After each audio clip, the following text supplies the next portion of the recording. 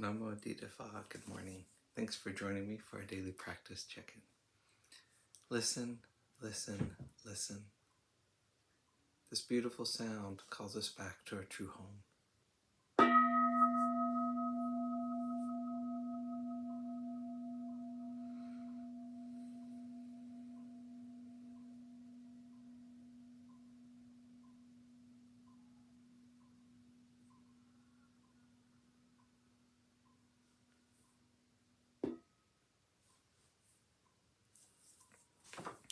The fourth mindfulness training.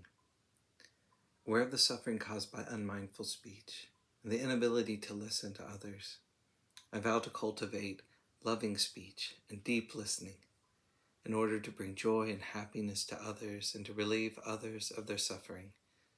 Knowing that words can create happiness or suffering, I'm determined to speak truthfully, with words that inspire self-confidence, joy, and hope.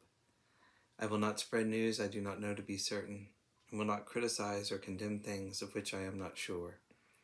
I will refrain from uttering words that can cause division or discord, or that can cause a family or the community to break. I'm determined to make all efforts to reconcile and resolve all conflicts, however small.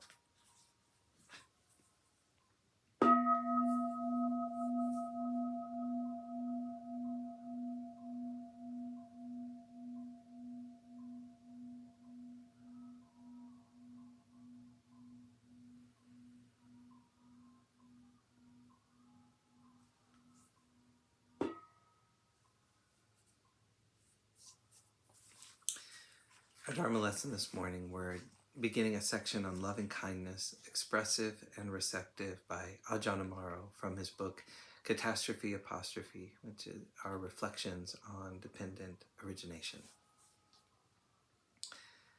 Another aspect of the symbolism is that the Buddha is always a loving presence.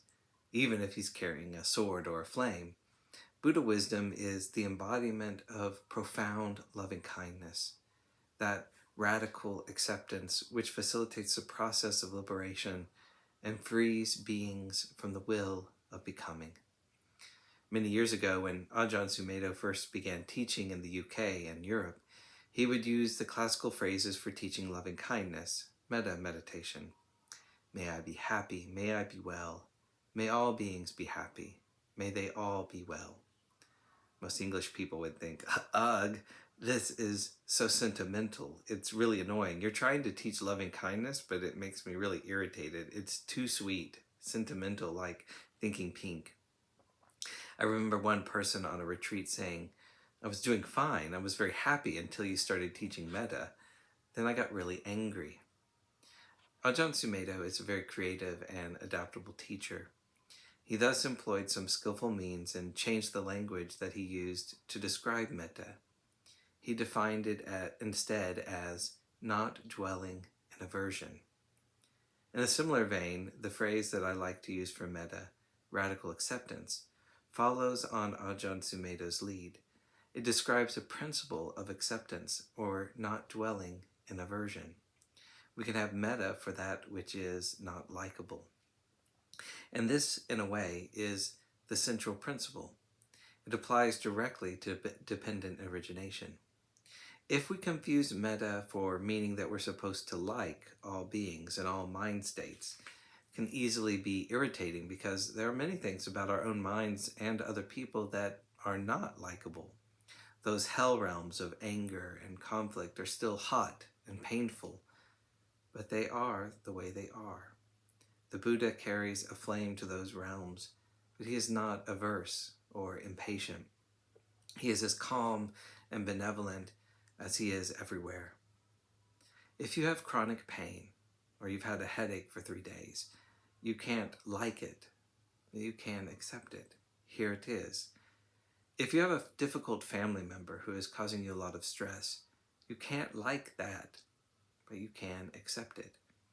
This is a practical and realistic way of understanding metta.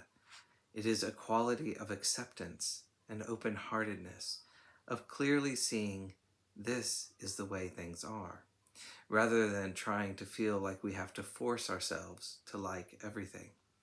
if we have an angry mind state, or we feel a wave of jealousy, fear, or craving. We're not trying to pretend that we like that. Oh, hooray, I'm really angry. My anger is so beautiful.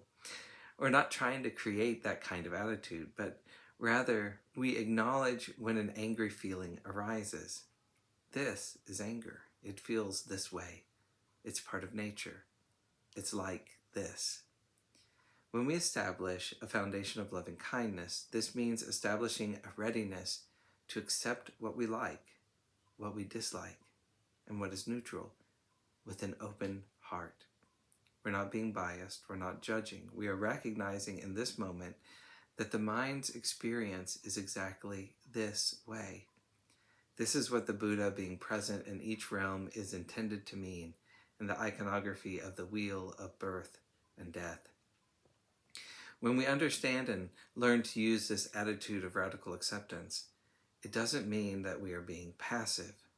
Accepting doesn't mean going numb. Our hearts don't freeze. Acceptance doesn't mean that we refuse to act or respond to an experience.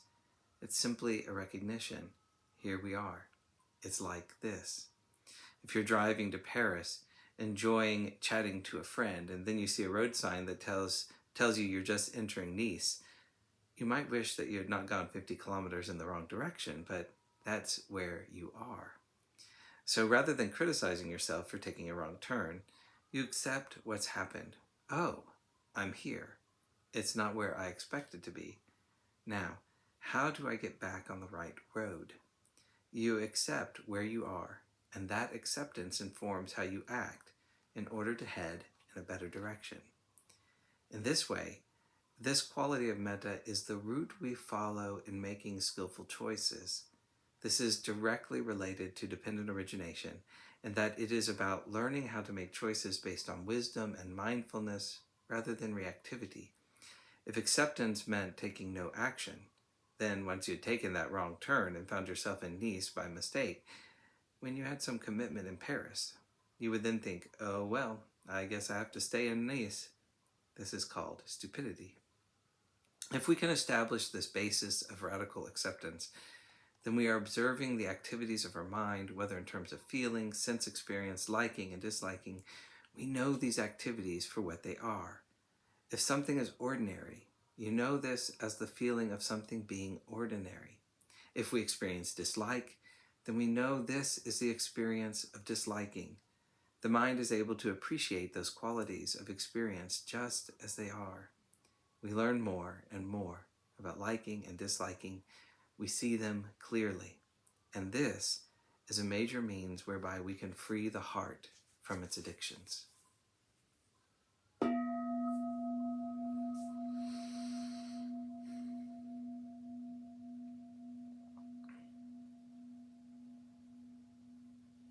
May all beings be well. May all beings be happy.